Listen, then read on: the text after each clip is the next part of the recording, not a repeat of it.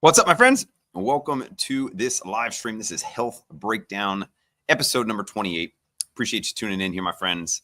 And again, as usual, we are going to dive into some interesting videos and pull some truth, some actionable knowledge, and hopefully we can optimize our health and wellness and maximize our energy and our longevity from these videos and from these perspectives. So again, my friends, happy to be here with you today. We are going to dive right in. If you can see me or if you're here, drop a comment. Just let me know. Sometimes I see the comments, sometimes I don't. So kind of just trying to work through that as well. But my friends, let's get into it. And yeah, let's get into it right here, my friends. As your body is healthy, you have thousands of problems. Yeah, but in the moment your body gets sick, you have one problem. That's really true. Yeah, that's true. Okay. Yeah. So that's why I mean, first of all, before like tackling everything, yeah, so how to build up your life and how to whatever do, make sure your body stays healthy. If the body is not healthy, you don't need to worry about anything else. So respect, take care, and love your body. Nourish your body, nourish yourself in such a way that you understand it's something right now very, very precious to have. One of my favorite clips from all time. This guy's awesome. He's amazing. And it's so true though. You know, we have thousands of problems until we have a health problem, then we have one. And that's why, you know, my friends, this is a top priority for me to help with health and wellness. For some of you know that we lost my mother-in-law about 14 years ago, and it changed the whole dynamic of our family, and it changed my whole perspective of life. And so, what's up, Jennifer? You know, this is again, if we can impact one person, then we've done our job. But again, just want to help you to prioritize your health and your wellness. Again, 1,000 problems until you have a health problem, and then you have one. So health has to be at the top of the priority list for us. And again, you know, to navigate our way through all of the propaganda and nonsense that we are, you know, that's thrown at us on a regular everyday basis, is something that hopefully I can become a trusted guide for you guys. And yeah, let's have some interesting videos here today, my friends. But let's go ahead and yeah, let's get into it. Americans. Right now, the COVID-19 vaccines are available to millions of Americans. And soon, they will be available to everyone. The science is clear. These vaccines will protect you and those you love from this dangerous and deadly disease. They could save your life. So we urge you to get vaccinated when it's available to you. That's the first step to ending the pandemic and moving our country forward. Remember this?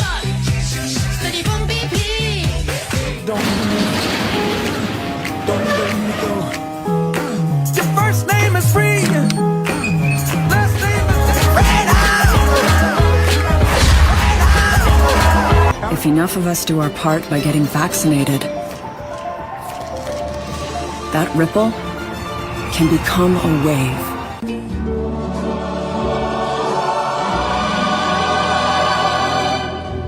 I'll be looking at the moon, but I'll be seeing. COVID-19 vaccine is your best defense and our only way forward. Now's the time to arm yourself, your family, your friends, your workmates, your community, someone you love. How many of you guys remember all that? Remember all that nonsense? That right there, my friends, is what we call propaganda, right? That is propaganda because it's, you know, persuasive, right? It's not true either. That was not the case. And I'm going to take you guys right into this next video here as well. But how many of you remember that? You guys remember all that? Yeah. Sun Chung, the doctor, also owns LA Times, has been making some very terrifying statements about the virus, the spike protein. He says he believes this cancer epidemic we're seeing is the new epidemic of COVID, which is this virus appears to, be oncogenic. It's connecting to ACE2 receptors, enzymes through the body. It's almost as if the entire world has been poisoned. Okay. Either with the infection, SARS-CoV-2, or with the vaccine, or both. Estimates are 97% of us got this illness. We now know it was engineered in the Wuhan Institute of Virology. It's not a naturally occurring protein. It has all kinds of features to it that we've never seen in medicine. Listen, I'm a cardiologist. I've been in practice for decades. I've never seen a protein that can cause heart damage, can erode blood vessels in the brain and directly cause brain hemorrhage, can cause blood clots, can incite autoimmunity where the body's immune system fights itself, and that turns off cancer surveillance systems to allow cancers to begin to accelerate into turbo cancer. I've never seen such a toxic protein in my life. But I can tell you, we have evidence of spike protein being produced everywhere in the body, circulating in bloodstream 3.2 years after the shots. We can find it in biopsies and tissues. This is alarming. Do you recommend a test? Can you figure out if you've got circulating spike protein? Would I say I want a COVID antibody test, and it'll give it against the nucleocapsid, so antibodies against the ball, that means you've been exposed to the virus, and against the spike protein. Quantitative antibodies less than 1,000, you're in good shape. Greater than 1,000, progressively higher risk. Over 5,000 on this, we're finding spike protein circulating in the bloodstream. That's a bad thing. There's not a single doctor in the world can say that having circulating Wuhan spike protein in the bloodstream is benign. It's not. We've published now and have 2 years of experience using detoxification with natural products, nattokinase, bromelain, and curcumin. We need exogenous natural enzymes to be absorbed in the body, break down the spike protein, and let us clear it out. So, my friends, Jennifer, so many families were hurt by this garbage. They were destroyed, hurt. So many lives have been taken from that whole dynamic. And so you have, again, the propaganda, trillions of dollars spent on this propaganda, on something that was harmful. And, for me personally, I was trying to post about it on social, and it was fact checked. It was, blocked. It was shadow banned. It was all that kind of stuff. So, again, this will not be, this will not be the last scenario, in our lifetime like this. But it was a good learning lesson. It woke a lot of us up that we can't trust, so many people, and we have to take that responsibility on ourselves to make sure that we understand what we're getting ourselves into, and or we understand what is complete nonsense or propaganda or what is harmful, no matter who says it, no matter if there's ex-presidents saying it, no matter if there's athletes saying it, no matter if there's pop stars saying it, which so many of them were paid just to say it. Again, we have to fight through that.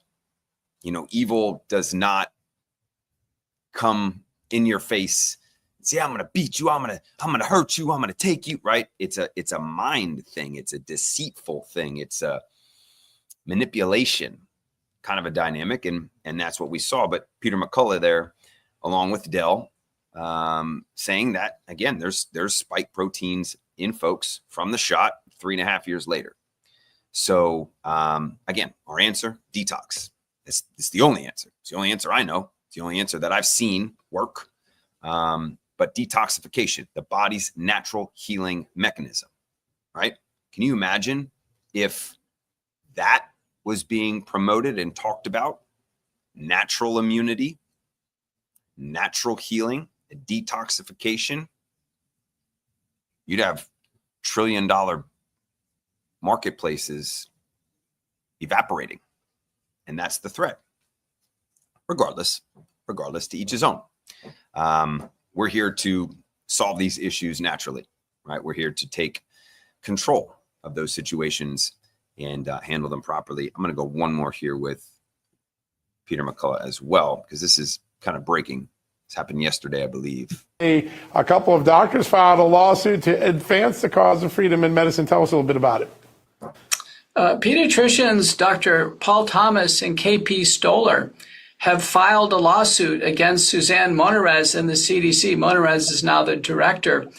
And the lawsuit is essentially attacking what the CDC lays out as its recommendations for the criteria of vaccine exemption. Remember, being exempt from childhood vaccines is a contentious issue from state to state. And unfortunately, the states take the CDC guidance and they make it into state law. They make it into in some states, very severe, rigid recommendations and requirements for kids to go to school. Well, these two doctors are trying to break all of that up. No vaccine is without risks. And the CDC's guidance doesn't take into consideration, more subtle degrees of immunodeficiency, autoimmunity, previous intolerance to vaccines, short of anaphylactic reactions, sibling reactions, and of course now parents' concern regarding chronic allergic diseases and neuropsychiatric diseases that may arise from combination vaccination. Again, my friends, this is big. This is big. Again, we talked about this. I don't remember how long ago, but the exemption dynamics. This is something that I've dealt with. Currently homeschooling both my sons, and there's a whole bunch of loopholes that you have to jump through in order to demonstrate vaccinations. We haven't gotten vaccinated in years, decade over maybe, right at this point. So, well, not quite a decade, but yeah, to force these kinds of things, my friend, this is where we need to continue to stand up. This is where we need to continue to be strong, continue to voice this dynamic. No one should be taking our sovereignty and our freedoms away, especially when you have these kinds of side effects. Also a side effect of death, right? No one's going to force that upon me or my family. And hopefully, you guys are feeling the same way, same kind of mentality. I'm not going to poison my children because you said I need to do that. I don't care what that means. I don't care what school I can't go to or what event I can't participate in or what. Doesn't matter. Doesn't matter to me. So I'm dying on that sword, my friends. And I'm glad that they're suing the CDC. That should have been done a long time ago. You have these recommendations by a 3-letter entity that are not truly beneficial. So many of these vaccines have not been tested properly, but we're just going to go give blanket general statements and then make it law in a state. That's crazy. We're making laws out of things that are, again, a house of cards. So just want you guys to be aware. All right. Where are we at here now? Yeah, let's go here. Study ever conducted on happiness just revealed something shocking. For 80 years, Harvard researchers tracked 1,300 people through wars, through recessions, through entire lifetimes. Their discovery? The biggest predictor of your health, wealth, and happiness at 80 isn't your genes, isn't your bank account, isn't even your habits. It's your relationships at 50. Let that sink in. The people you choose to surround yourself with today are literally shaping how long you'll live, how much you'll achieve, who you'll become. Look around. Are you surrounded by people who push you to think bigger, celebrate your wins, lift you when you fall? Because the science is clear. Choose your circle wisely today, and you'll thrive for decades to come. Love that. Super powerful, my friends. Again, you know the saying, you are who you surround yourself with. You are the 5 closest people. All of those are true. I didn't know that this study was done. I think that's amazing. I love to see, these kinds of things done for 80 years and what they find. I do think habits are extremely vital and integral in that dynamic, but who you surround yourself with is extremely important. And it's, I feel like a lot of folks are surrounding themselves by people to overcome loneliness, right? Which is just, a real dynamic, but you allow the toxic people to really bring you down. And sometimes that's family. And, it's some family members and some friends are good in short doses, small doses. And that's, it's tough. Those decisions are tough to make when you have to separate or when you have to cut people out of your life or reduce the time of interaction or conversation that you spend.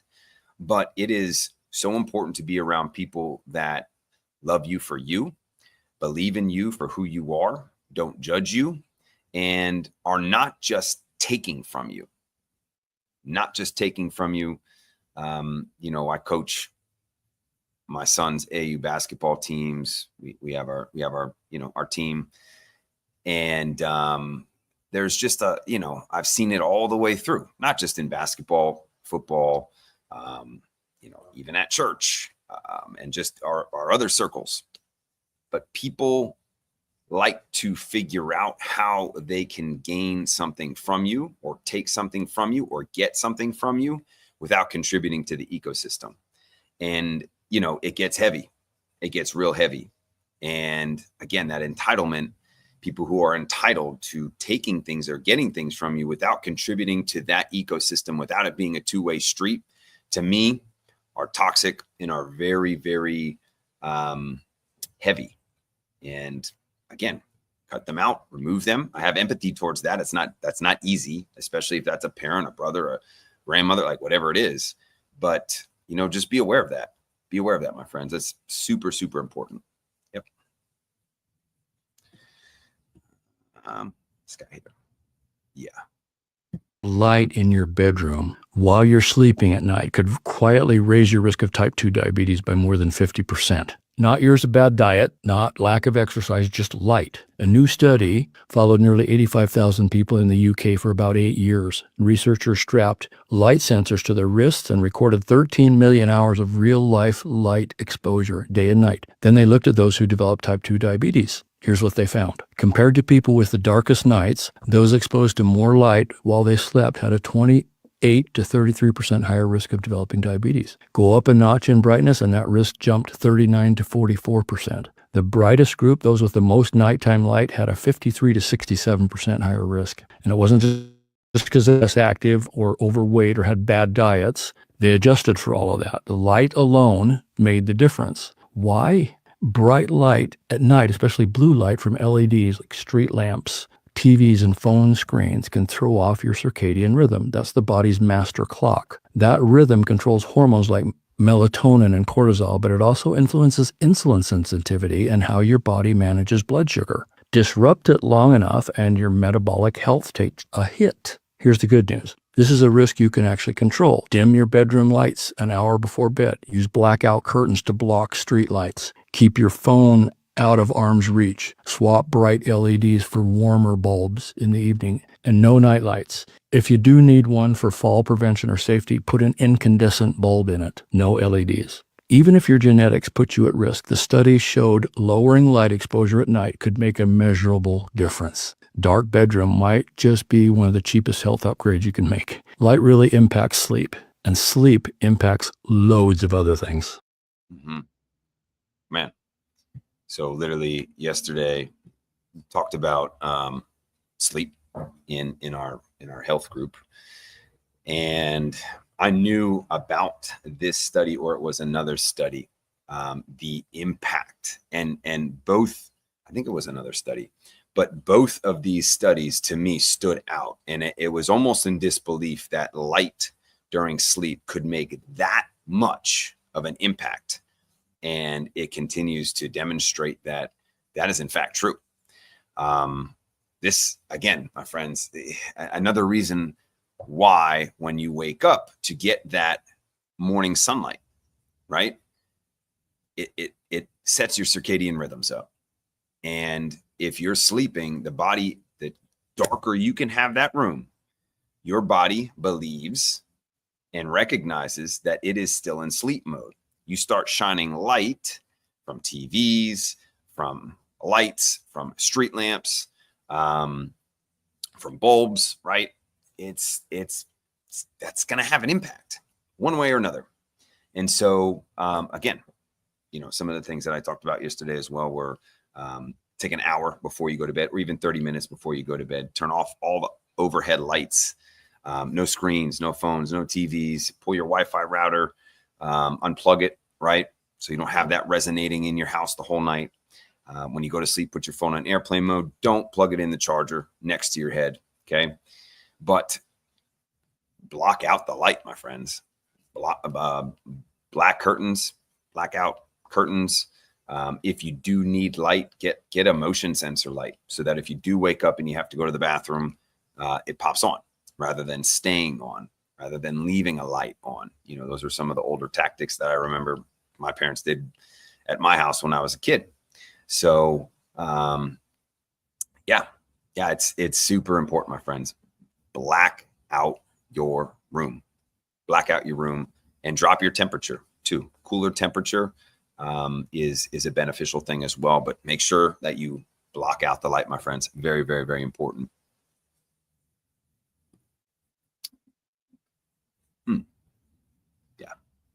Have to drive 1 hour to the gym and back every day, you're going to need a lot of motivation and probably a lot of willpower too. If your gym is 5 minutes from your house by walk, the degree of effort, the amount of motivation you need to have to be adherent is quite small. And now you're on the path to success. All of these constructs sometimes culminate with habits. Building habits, when you have something habituated, your degree of adherence that you're attaining is just easier with your normal degree of motivation. And you may have a situation where you're using substantially less willpower, a situation where you use almost no willpower, and even a situation in which willpower just kind of left the chat. And people ask, like, what was your last 12 weeks of dieting? You're like, it's as easy as breathing. I just do my shit. That it would have taken more willpower to have not done the thing than to have done the thing. Oh, absolutely. And if you have architected your habits in such a way that make the whole process seem like it's downhill, if you can do that work, then at the end of the day, you end up starting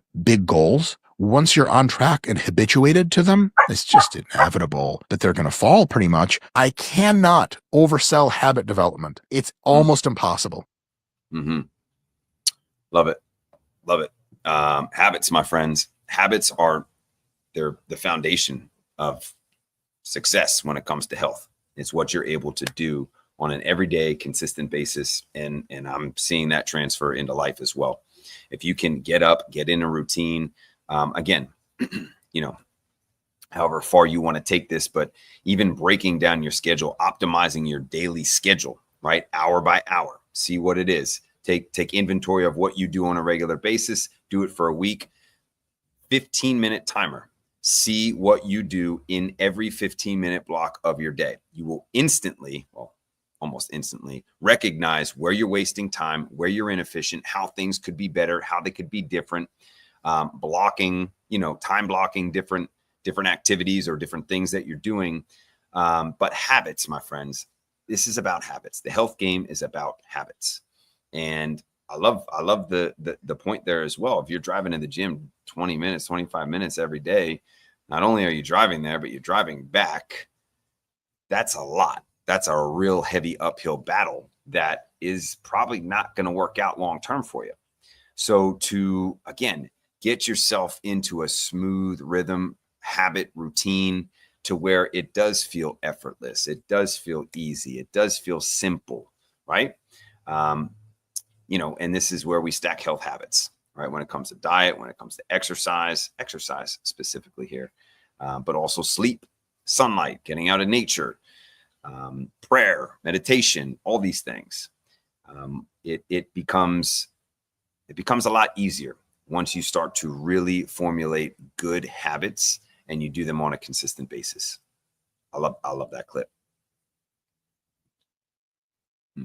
Kids or you being exposed to a chemical that they call the castration chemical. It feminizes boys, hormone disruption in girls, causes infertility. Massive problem in our food supply right now. The number one use is corn, but it's sprayed on golf courses, but it is the number one chemical being found in most water supplies. Okay, that's why you need an RO system to get it out. But this is also a reason why you need to eat all organic or clean 15. The chemical is atrazine, but I want to show you this. Atrazine induces complete feminization and chemical castration in male African claw frogs. This study was done by a scientist named Tyrone Hayes, and he was the first show. He took frog embryos and literally they became female frogs. Imagine what it is doing to our young generation right now. And by the way, it's a little bit of a confused generation, isn't it? Just maybe it's this chemical, but what can you do about it? Buy organic or eat from the clean 15. Avoid this like the plague. Get an RO system in your house. Do not drink water. This is a contamination that we need to avoid.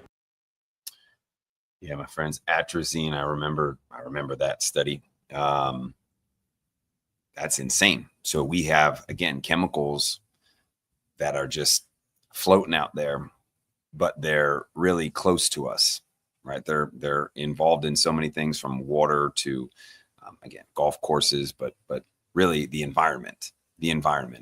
And these environmental toxins, just like we talked about yesterday, are destroying our health. They're doing things that we weren't even able to recognize the harm and the damage that they were doing over these last 20, 30 years. And you have a chemical, again, and we're wondering why there's low testosterone, and talk about an endocrine disruptor. This is an endocrine apocalypse, almost.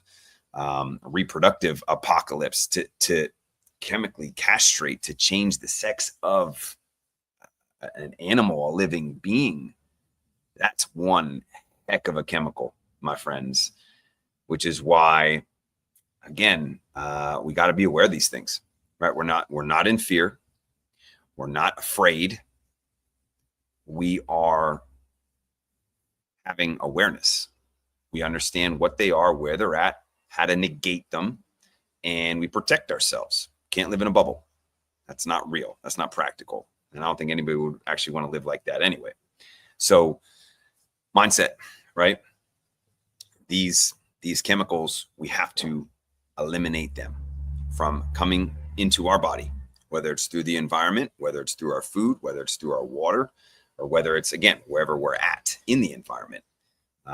Make sure that you are selecting good, clean products, my friends. Make sure that you are selecting organic food, any opportunity that you can. And you can say, but it's expensive. But I encourage you to change your perspective and to change the mindset. And rather than view it as expensive, view it as an investment. The best investment that you can make. What's expensive is down the road when you need a surgery, or to visit the hospital, or some medication that they dupe you into believing you need. That's an expense, an investment up front to buy the food that you should actually be consuming anyway. It's fine. You don't cut yourself short. Don't think you're getting a deal, because you're not. You're getting a disease. You're getting health problems. You're getting expenses down the road. You want to save $1.50 here, every day for a decade, but then you have this health complication down the road. Is that really worth the savings? In my opinion, not even close. Invest into yourself, invest into your longevity, invest into your health. Then you don't have those expenses down the road. Invest up front, my friends. Buy organic and make sure you clean your food off. Again, use baking soda for your fresh produce. Yeah, man, this is what we're dealing with. This is where we're at right now with all of the neurotoxins and endocrine disruptors, and yeah, that's where we're at, my friends. So we gotta be aware of it. Of Listerine Coolmint are being sued for false advertising, and rightfully so. Here's the story. Listerine claims that its Coolmint mouthwash is able to eliminate 99% of the germs that cause common oral health problems, like bad breath, plaque, and gingivitis. The problem is, in the Journal of Medical Microbiology found that using Listerine is actually increasing 2 dangerous bacteria inside your mouth compared to the placebo. And the bigger problem is, these 2 bacteria are linked to serious health problems. How can a product like this that kills bacteria cause bacteria to proliferate? The answer is the alcohol in here wipes out everything, the diversity of these bacteria in your mouth, and the bad ones settle in and win the war and take over your mouth microbiome. This is what leads to disease. And like I said in other videos, the only thing this is good for is cleaning your toilet. Well, I think that it's good to see a lawsuit against Listerine. That's, it's kind of like an antibiotic, right? It's gonna go into the body and destroy everything. Or like chemotherapy, right? Going to go in and destroy everything. Not going to fix the root cause. We're just going to kill everything, good cells, bad cells. It's like an atom bomb. Just, and you never really fix the root cause of the problem. So you have to clean your body systemically, right? Again, we talked about the lymphatic system yesterday. That's the body's sewer system. If it's clogged, if it's congested, bad things happen. So again, most natural thing that you can do for your mouth is coconut oil, coconut pulling, right? After you brush your teeth, or even before you brush your teeth, or both before and after, use some coconut oil, put it in your mouth, swish it around 10, 15 minutes, spit it out. You don't need Listerine. That's not beneficial for you, as I've known, and as a lot of us have known, but as now they're getting sued. It's not, again, if something has a commercial, right? If it's a food, if it's like a health product, most times it's questionable, right? Like Snickers or Coca-Cola or Listerine, or, right? None of them are good. None of them are good for you. It's marketing. It's what it is. So use a natural oral care hygiene product, my friend. Coconut oil is phenomenal. You can even use baking soda. Again, can mix coconut oil and baking soda as a toothpaste, as a mouth rinse. Even add a little bit of essential oil in there, and then you got yourself a homemade toothpaste. So again, be aware of the products that you are buying and what they're doing to your body. Period. Life puts a handicap on many processes in the body. Right. Detoxification being one of them. Most important. Now, at a moment in the evolution of human beings where toxins are peaking, our detoxification is declining. Being, so we're in an evolutionary crossroads.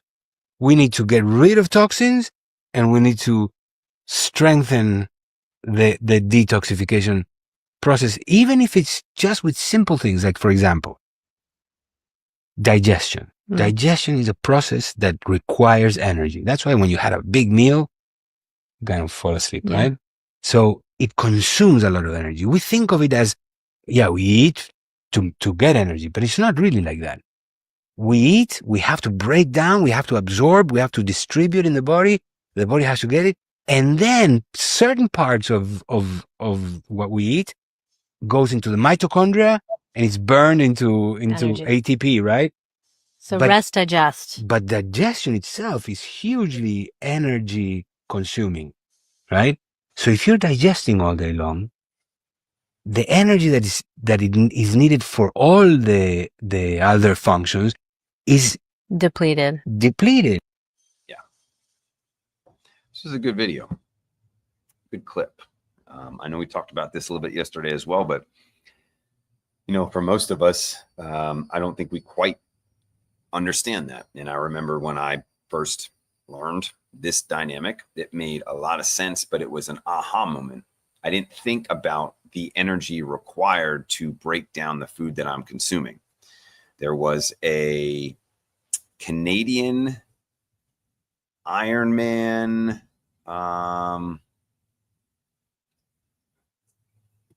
like a super ultra marathon Ironman guy. His name is Brendan Brazier. And ultimately he converted to a plant-based diet. and he researched, studied all of his competitors. He's a two-time ultra Ironman triathlete winner. Again, double check the exact terminology, but I know he's an Ironman, an ultra Ironman, like 50-mile swimming, 50-mile biking, 50-mile running, like that kind of a deal. And he studied all the exercises, all the workouts, all the things that these competitors were doing. He studied their diet. He studied everything. And what he determined the difference was between the elite and the average and below average was the time of recovery, how quickly they could recover. And so that's ultimately what led him into a plant-based diet. But he talks about net gain foods, right? Rather than net loss foods. So if it's going to take me, again, I'm using an example here, but if it's going to take me 5 units of energy to eat this pizza, digest it, absorb it, and then utilize it, but I'm only getting 3 units of energy back, that's a net loss. Whereas your fruit, your vegetables, your nuts, your seeds, they're easy to digest, they're easy to absorb, they're easy to utilize, and they're easy to eliminate. It takes less energy from the body to consume that energy, to convert that energy, to use that energy. And so it's a net gain. We spend 3 units of energy breaking down this piece of food, but we get 6 units of energy back from it. That's a good trade. These are the foods that we need to be consuming, my friends. And again, the toxic overload of our environment, the chemicals, and the products that we're using, you know, this is a good time to be alive. It's a great time of awareness and information. And so at this point, there is no excuse. There is no excuse to not understand what it is that you're using. And a very simple, you know, saying or phrase or thought is, if you wouldn't eat it, don't put it on your skin, right? If you wouldn't consume a product that you're putting on your hair, your face, your mouth, your arm, your body, or on your laundry or on your dishes, if you wouldn't eat it, if you wouldn't consume it, don't put it on your skin and don't use it. It's that simple. The skin is a two-way pass too. You can have exits and you can have entrance. So whatever you put on your skin is pretty much going to be inside your body. Whatever you use, right? If you're using things to clean your dishes and then you go to put food on that dish and then that food, you know, acquires those chemicals, you've just brought that chemical into your body.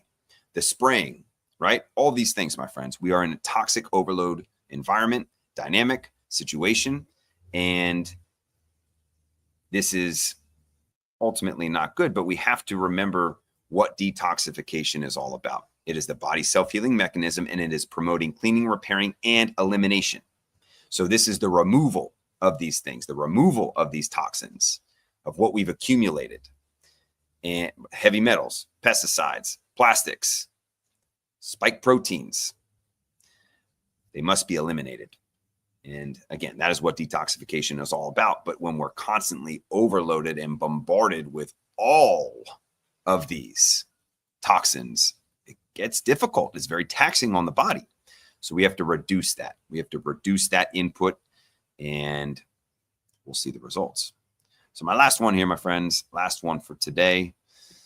Again, hopefully this brought you a lot of value and a lot of perspective as well. Vibrational beings, everything is vibrating. Frequency is the measurement of the vibration. We're all vibrating. If you're vibrating at the level of, let's say, love, that's a very high frequency. You're vibrating at the level of Hate is a lower density vibration. So everything is frequency. Prayer being the first non-technological being everywhere at the same time is a very high frequency. And now you have things like soak that have taken different frequencies, different oscillations of sound to actually shift the cells of your body tempo. I've said years ago, we are vibrational beings. Oh yeah. You know, in the beginning was the vibration. In the beginning was a word, a vibrational frequency of wholeness. Nothing was created without that. As a spiritual being having a human incarnation, we have the capacity to actually participate in the raising of our own frequency. Whereas many people are living victimized by circumstances and situations and things of that particular nature. We can opt out. My friends, we are vibrational frequencies of energy, right? That's ultimately what we are. What did Tesla say? Something regarding sound and frequency. Maybe I have that wrong. But regardless, when you look at anger, hatred, frustration, those are low vibrational frequencies. When you look at love, gratitude, happiness, joy, right? Those are high vibrational frequencies. And this is truly like beyond me, right? I'm not a super frequency expert. However, this has been at the top of my radar for about the last 6 months in trying to identify and connect with how frequency heals. And if you look back, you look at, again, some of the older things like the Rife machine. You look at, some of the countries around the world that use sound healing. I used to get massages and she would do the singing bowls. Oh man, that was amazing. But frequency changes. Frequency changes expression in our genetics, right? Just like food does. So again, you have certain music, right, that invokes a certain type of feeling. And then you have other kinds of music that provides a more calming kind of a feeling. So sound is very powerful. Sound is, again, it can't see it, so it makes it difficult. But sound healing to me is just another aspect of, again, God, nature that we can use to help ourselves heal, optimize, and perform better at the end of the day. And I think it's just really cool that this is kind of rising to the forefront of conversation, because that to me is as real as it gets. You look at the water study by, I forget, I think it was a Japanese scientist who did the frequency. He spoke, right, to water and froze it. And he spoke love and happy and good things to this water, and then negative things to this water, and then nothing to this water. And the frozen crystals had a different representation. There was also a plant study that did the same thing. They would water the plants, same water, same light, same everything, but they spoke different words to these plants. Spoke positively, spoke calmly. Then this plant, they spoke negatively and hatred, and I hate you. And they spoke nothing to this one over here. The one that got neglect, the one that got nothing, got mold on it, which I thought was super interesting.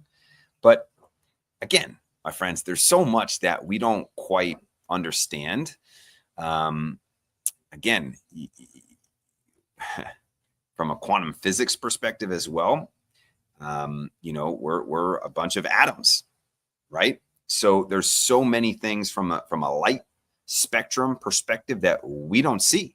Doesn't mean they don't exist just because we can't see it. So it's just really cool. I think that's really cool. And, to me, getting beyond the physical is the next step, right?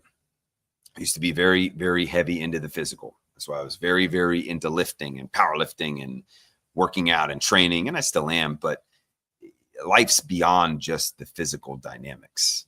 And that's why, health is truly holistic, because there are, the spirit, the mental, the emotional, and the physical. Those are all different aspects that we can influence our life and our health and our outcomes in a positive way.